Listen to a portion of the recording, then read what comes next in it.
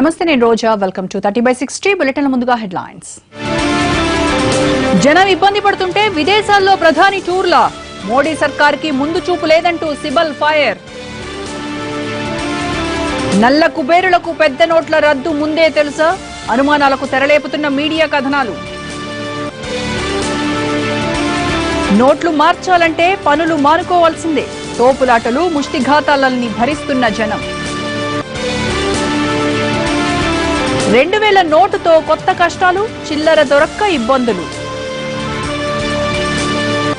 Hobart test లో చెలరేగుతున్న south Africa, తొలి innings లో 85 పరుగులకు కుప్పకూలిన ఆస్ట్రేలియా.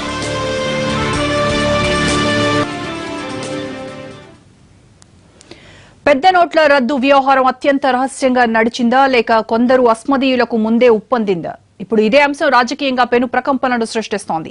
500, 1000 నోట్లు రద్దు చేస్తారన్న లీకేజ్ కారణంగా చాలా మంది నల్ల కుబేరులు ముందే తమ డబ్బులను మార్చేశారన్న ఆరోపణలు పెద్ద ఎత్తున వెల్లువెత్తుతున్నాయి. ఈ ఆరోపణలకు మరింత ఊతమిస్తూ కొన్ని పేపర్ క్లిప్పింగ్స్ సోషల్ మీడియాలో చక్కర్లు కొడుతున్నాయి.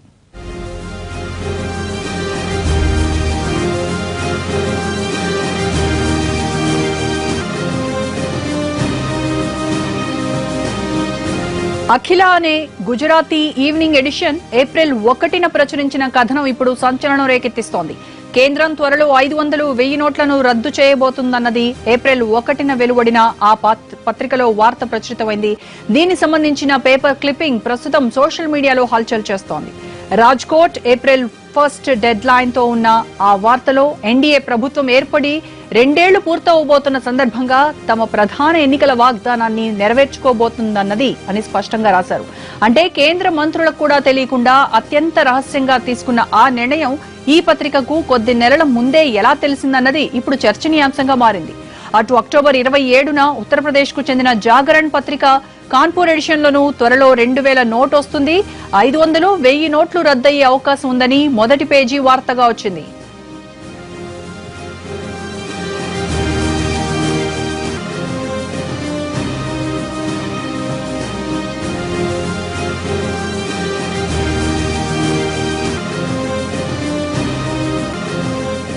ఇప్పుడు నోట్ల రద్దు లీకేజ్ అంశంపైనే రాజకీయ యుద్ధం నడుస్తోంది. అస్మదీయులు, బీజేపీ నేతలు బడాబాబులకు నోట్ల రద్దు అంశాన్ని ముందుగానే చెప్పారని ఆరోపిస్తున్నాయి ప్రతిపక్షాలు. అన్ని స్థాయిల్లోని బీజేపీ నేతలకు నోట్ల రద్దుపై ముందుగానే సమాచారం ఉందని ఆరోపించింది సిపిఎం. పశ్చిమ బెంగాల్లో ఈ నెల 19న 2 ఎంపీ, 1 ఎమ్మెల్యే స్థానానికి ఉప ఎన్నికలు జరగనున్నాయి. ఇందుకోసం బీజేపీ ఓ బ్యాంకులో 1 కోటి డిపాజిట్ చేసిందని సిపిఎం నేతలు ఆరోపిస్తున్నారు. ఈ ఘటన సరిగ్గా నోట్ల రద్దుపై ప్రధాని చేసిన ప్రకటనకు కొన్ని గంటల ముందు జరగడం తమ అనుమానాలకు బలపరుస్తోందని అంటున్నారు. ఈ విషయంపై సిపిఎం ప్రతినిధి బృందం ప్రధాన ఎన్నికల కమిషనర్ కూడా ఫిర్యాదు చేసింది. ఇదే అంశాన్ని ప్రముఖ న్యాయవాది ప్రశాంత్ భూషణ్ ట్విట్టర్ లో కూడా ప్రస్తావించారు.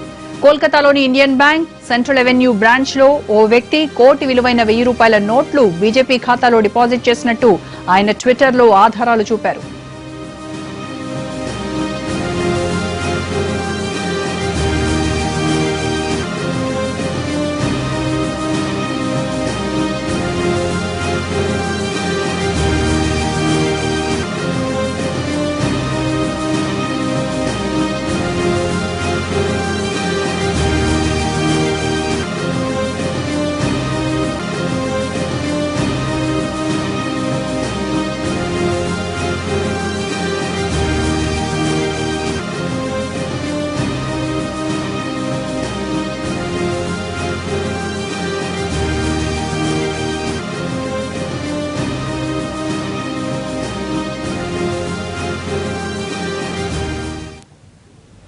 ఉత్తరప్రదేశ్ ఎన్నికల్లో ప్రతిపక్షాలను దెబ్బకొట్టేందుకు కేంద్రం పెద్ద నోట్లను రద్దు చేసిందని ఆరోపించారు కేంద్ర మాజీ మంత్రి, కాంగ్రెస్ నేత కపిల్ సిబల్. 3 రోజులుగా దేశ ప్రజలు గందరగోళంలో ఉంటే మోడీ జపాన్ చెక్కేయడం ఏంటని ప్రశ్నించారు. 500, 1000 నోట్లు రద్దు చేసి ప్రభుత్వం తప్పుడు నిర్ణయం తీసుకుందన్నారు కపిల్. మరోవైపు ఈ నిర్ణయం వెలువడక ముందే లీక్ అయిందనే అనుమానాలు కూడా వ్యక్తం చేశారు కేంద్ర మాజీ మంత్రి. 8 नवंबर का जो सरकार का फैसला था कि 500 के नोट और 1000 के नोट अदा तभी किए जाएंगे अगर वो बैंक में जमा कराएंगे। और ये सरकार कोशिश कर रही है कि किसी तरीके से जो काले धन की व्यवस्था इस देश में है उस पर रोक लगाई जाए। मैं समझता हूं कि कोई भी राजनीतिक दल इसका विरोध नहीं कर सकता, लेकिन फैसला तब करना चाहिए जब सारी व्यवस्था सही हो और आम जनता को तकलीफ ना हो। सबसे पहला सवाल मैं उठाना चाहता हूं, and that's very important, the account is mine, the money is mine, then why should I stand in a line? पैसा मेरा, अकाउंट मेरा, उस पे मैंने टैक्स दिया है, वो बैंक में जमा है और मेरे पे रोक लगा दी कि मैं 2000 से ज्यादा नहीं ले सकता। ये तो मेरा संवैधानिक हक है। पैसा मेरा, ये सरकार का तो नहीं है। क्या मोदी जी का पैसा है? बीजेपी की सरकार का पैसा है? पैसा तो आम जनता का है, जिसमें जो बैंक में जमा है। और आप कह रहे हो कि वो शख्स जिसको जरूरत हो सकती है, उसमें घर में कोई मरीज हो सकता है, कोई कैंसर का मरीज हो सकता है, अस्पताल, प्राइवेट अस्पताल में दाखिल हो सकता है, उसको पैसा देना है तो वो 2000 से ज्यादा नहीं निकाल सकता। और मुझे ये जानकारी मिली है कि कई लोगों की मौत हो गई। किसी ने एक लिवर ट्रांसप्लांट कराना था तो प्राइवेट अस्पताल ने पैसा नहीं लिया, उसका देहांत हो गया। और ये प्रधानमंत्री कहते थे कि मैं तो देश का पीएम नहीं हूं, सीएम हूं, मतलब कॉमन मैन हूं।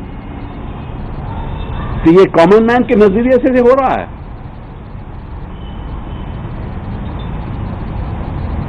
आपने मतलब के, और ऐसी सिचुएशन में जब प्रधानमंत्री को हिंदुस्तान रहना चाहिए था, आप जापान चले गए। और हो क्या रहा है पिछले 3 दिन में?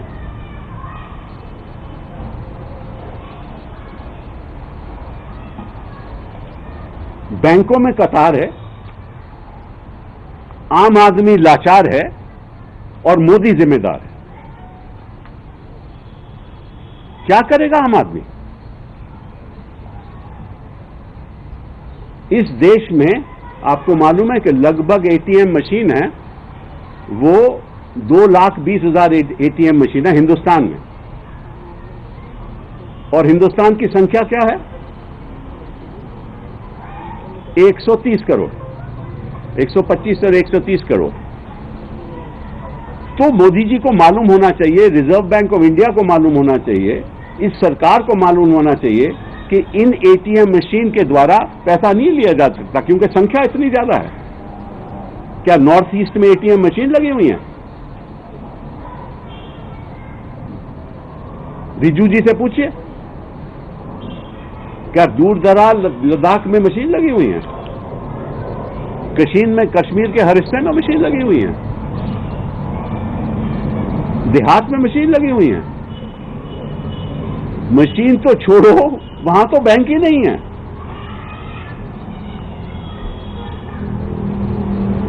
तो ये कॉमन मैन का नजरिया है।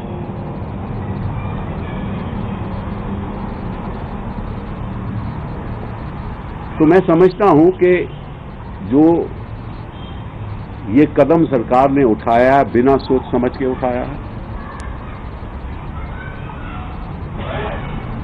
और जल्दबाजी की है, और इस देश में तराई तराई मच रही है। पहली बात तो ये मैं कहना चाहता हूं। दूसरी बात, ये जो 500 रुपए का नोट है, उस पर एक लिखित है कि रिजर्व बैंक इसको ऑनर करेगा। ये वचन है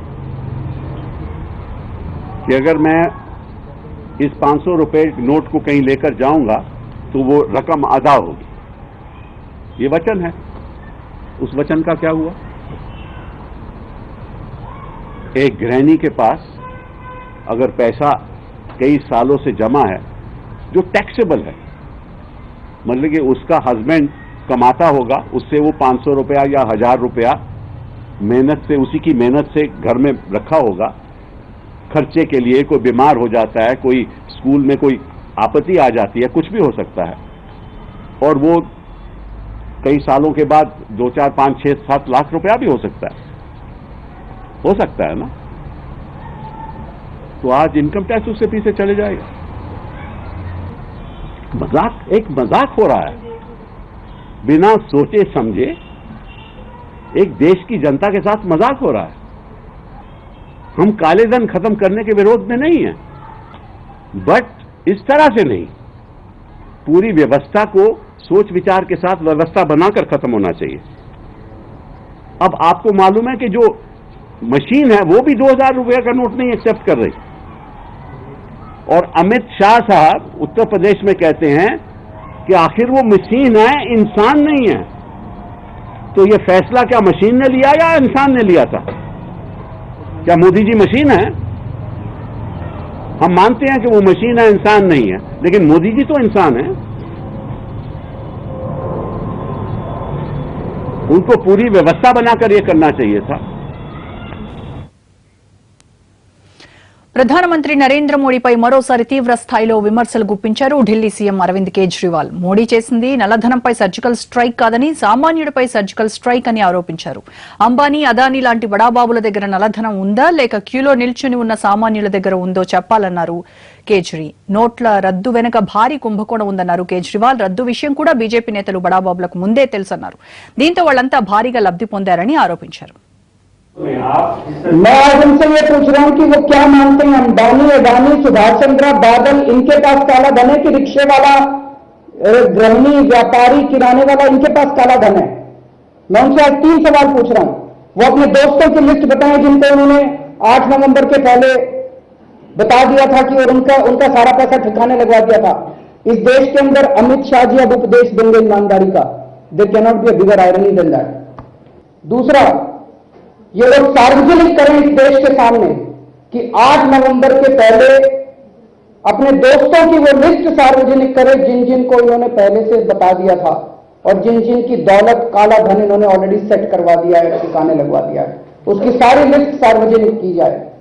और तीसरा, अब ये जो बड़े स्तर के ऊपर षड्यंत्र और कालाबाजारी और कमीशन खोरी चल रही है, 1000, 500 के नोट 2-2 हजार रुपए के नोट में बदलने की जो देश के अंदर बड़े स्तर पे कमीशन खोरी चल रही है, ये सारा पैसा किसके पास जा रहा है? ये सारा पैसा, ये कमीशन खोर कौन है, दलाल कौन है? इनकी लिस्ट ये लोग सार्वजनिक करें। ये 3 प्रश्न हमारे प्रधानमंत्री जी, अमित शाह और भारतीय जनता पार्टी से हैं। పెద్ద నోట్ల రద్దు మీద పెద్ద పోరాటమే చేస్తున్నారు కేజ్రీవాల్. నిన్న కూడా ఇలాంటి ఆరోపణలు చేశారు ఢిల్లీ సీఎం. 500, 1000 నోట్లు రద్దు చేయడం వెనక కుట్ర ఉందన్నారు ఢిల్లీ ముఖ్యమంత్రి కేజ్రీవాల్. బ్లాక్ మనీని వెలికి తీస్తామని చెబుతున్న మోడీ 1000 రూపాయలను రద్దు చేసి 2000 నోట్లు ప్రవేశపెట్టడంలో మర్మం ఏంటని ప్రశ్నించారు. అవినీతి, నల్లధనంపై ఎన్నో రకాలుగా పోరాటం చేస్తున్నామని, కానీ మోడీ వ్యూహం వెనక బడాబాబుల ప్రయోజనాలు ఉన్నాయని విమర్శించారు ఆయన. एक चीज का जवाब मेरे को नहीं मिल रहा कि 1000 के नोट बंद करके 2000 के नोट लाने से भ्रष्टाचार कैसे खत्म होगा? 1000 के नोट बंद करके 2000 के नोट लाने से काला पैसा कैसे खत्म होगा? जो लोग अफसर को पहले रिश्वत देने जाया करते थे, वो 1000 के नोटों की अगर 100 लेके जाते थे, अब उनको 50 ही ले जाने पड़ेंगे। उनको तो सहूलियत हो गई और ज्यादा 2-2 हजार रुपए के नोट करने से। जिन लोगों के घरों में करोड़ों रुपया जमा था कमरों के अंदर, उनके कमरों में, बिस्तरों में करोड़ों रुपए था, उनको तो अब 2-2 हजार के नोट मिल जाएंगे, उनको तो और सहूलियत हो गई।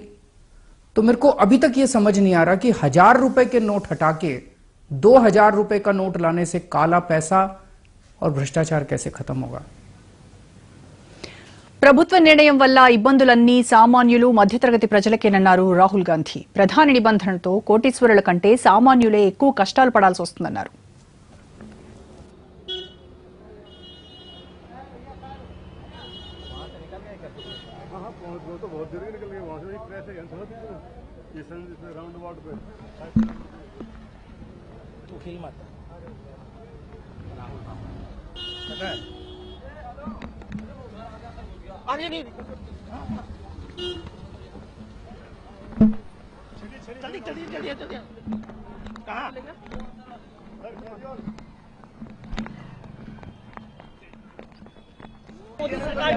भैया मुझे लाइन में करने होंगे, बाद में बात कर लूंगा। लगाए रख राजू भैया प्लीज लाइन डिस्टर्ब कर दीजिए प्लीज। आप लगाइए आप